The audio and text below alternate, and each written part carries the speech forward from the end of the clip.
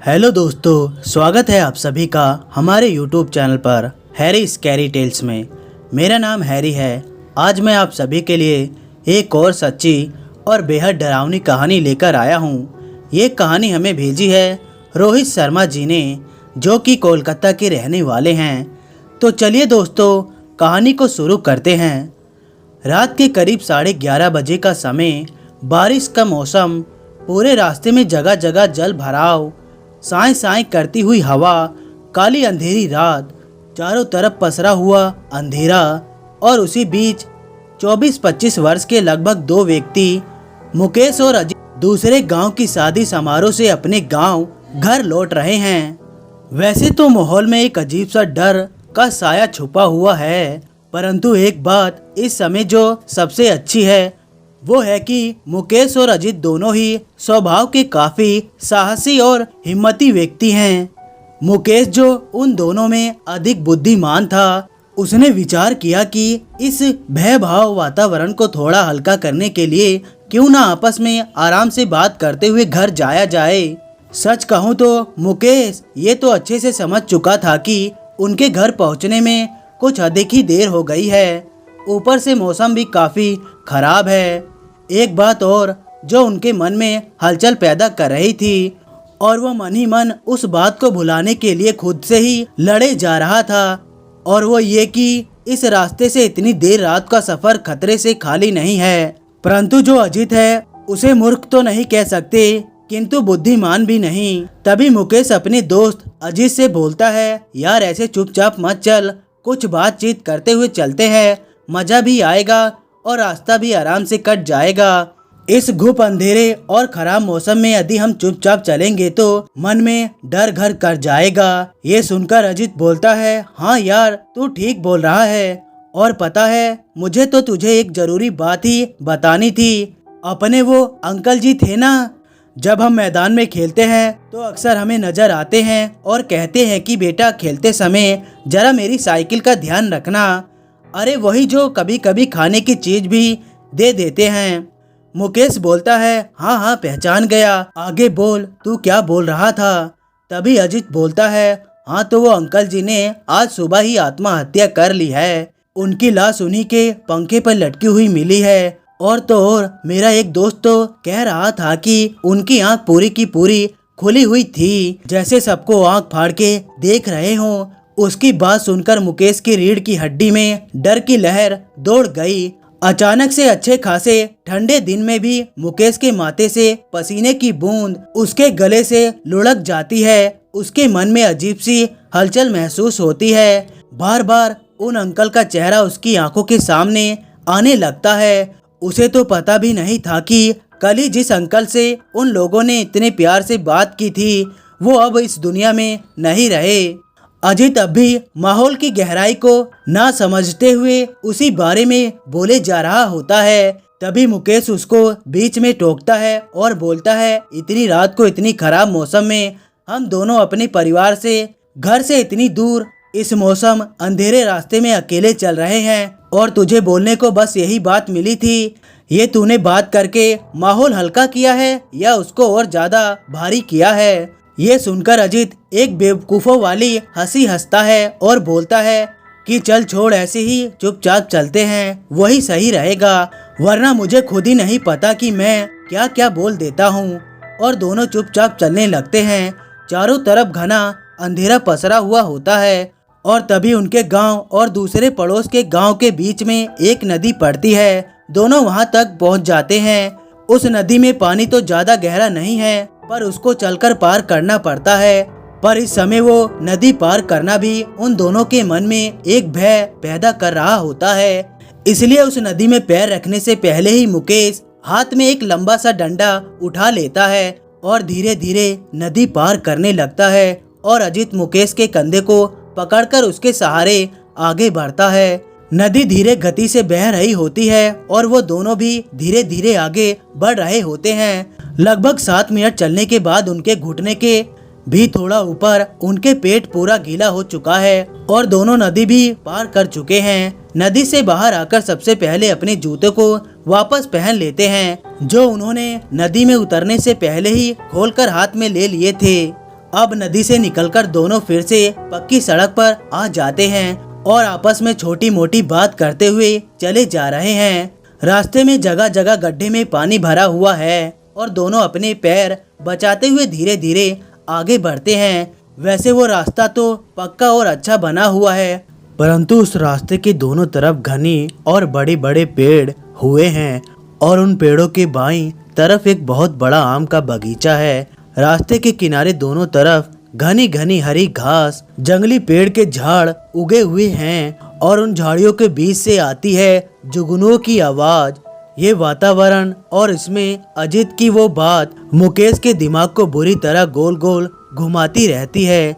क्योंकि वो बुद्धिमान है तो वो माहौल की गहराई को समझते हुए जल्दी से जल्दी अपने दोस्त के साथ वहाँ से निकल जाना चाहता है। दोनों बिना रुके आगे बढ़ते ही जा रहे हैं, पर उनके घर के रास्ते वाला मोड़ आने में अभी लगभग 10 मिनट की दूरी रह गई होती है।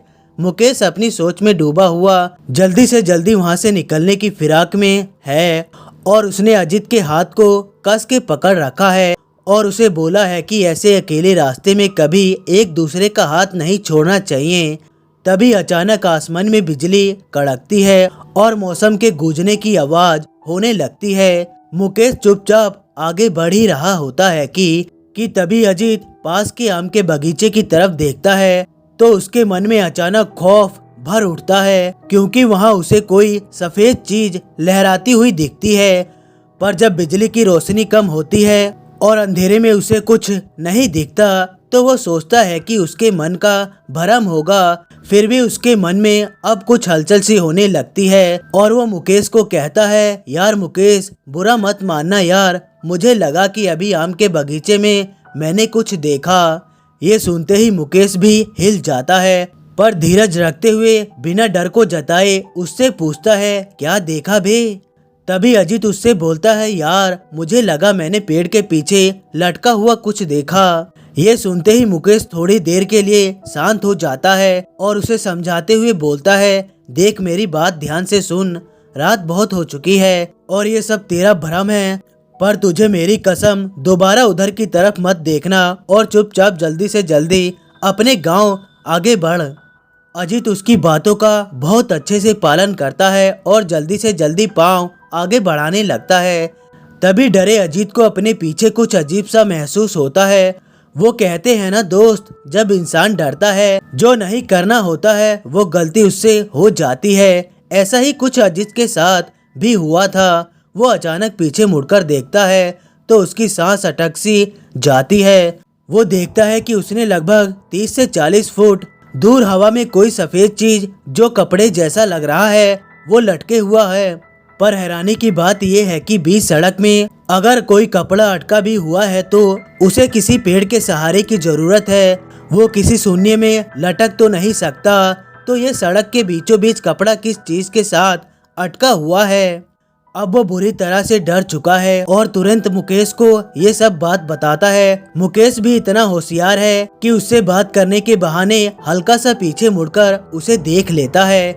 अजित डर से थर थर कांपने लगता है और बार बार मुकेश से पूछता है कि यार बीच सड़क में जब कोई कपड़ा ही नहीं है तो ये कपड़ा अटका किस चीज से हुआ है। मुकेश उसकी बात का कोई जवाब नहीं देता और बोलता है, सड़क से पत्थर उठा और वो दोनों अपने हाथ में और शर्ट में जितने भी पत्थर इकट्ठे करके अपने पास रख लेते हैं और एक दूसरे का हाथ कस के पकड़ लेते हैं। पुराने समय में हमेशा ये कहावत चलती आई है कि ये सब शक्तियाँ हमेशा अकेले बंदे पर अधिक हावी होती है, दो लोग साथ हो तो ये अधिक नुकसान नहीं पहुंचा पाती।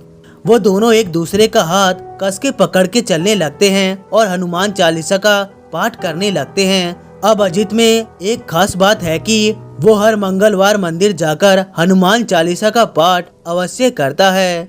तो वो जोर जोर से हनुमान चालीसा का पाठ करने लगता है, पर वो कपड़ा अभी भी वैसे ही लटका हुआ है और उनका पीछा करते जा रहा है। वो दोनों भी बगैर अपना भय उजागर करे बस चले जा रहे हैं, क्योंकि उन्हें अच्छे से पता था कि ये दुनिया डराने वाले को अधिक डराती है और जो नहीं डरता उसको कोई नहीं डरा सकता। दोनों लंबे लंबे कदमों से बस आगे बढ़ने लगते हैं। और एक समय ऐसा आता है जब उनका साहस जवाब दे देता है, क्योंकि वो सफेद चीज तेजी से उनकी तरफ बढ़ने लगती है। ये देखकर दोनों अंदर तक हिल जाते हैं और अपने पास इकट्ठे किए हुए पत्थरों को ताबड़तोड़ उस सफेद चीज के ऊपर फेंकने लगते हैं, परंतु उसका उस सफेद चीज पर कोई प्रभाव नहीं पड़ता। वो दोनों अपनी आंख से देखते हैं कि वो पत्थर बगैर उस कपड़े को टकराए उसके आर पार निकल रहे हैं और वो वैसे ही अपने स्थान पर लहराती हुई आगे बढ़ती जा रही है। अब वो दोनों साहस और लिखी लिखाई पढ़ाई बात को सबको एक तरफ रखते हैं और हनुमान चालीसा का पाठ करते हुए एक दूसरे का हाथ पकड़कर जितनी तेज हो सके उतनी तेज भागते हैं। परंतु भागते हुए वो जब भी पीछे देखते तो वो कपड़ा उनके अपने से उतनी ही दूरी पर नजर आता जितना वो पहले था।